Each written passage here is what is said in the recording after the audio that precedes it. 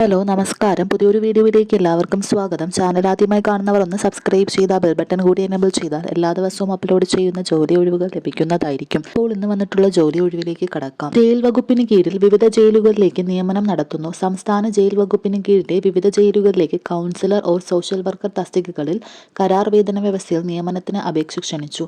കൊല്ലം, എറണാകുളം, പാലക്കാട്, കോഴിക്കോട് ജില്ലാ ജയിലുകളിലേക്കാണ് നിയമനം നടത്തുന്നത്. 4 ഒഴിവുകളാണുള്ളത്. താല്പര്യമുള്ള ഉദ്യോഗാർത്ഥികൾ നിശ്ചിത മാതൃകയിലുള്ള പൂരിപ്പിച്ച അപേക്ഷയും യോഗ്യത തെളിയിക്കുന്ന അനുബന്ധ രേഖകളുടെ പകർപ്പുകളും നേരിട്ടോ തപാൽ മുഖേനയോ ഇമെയിൽ വഴിയോ സമർപ്പിക്കണം.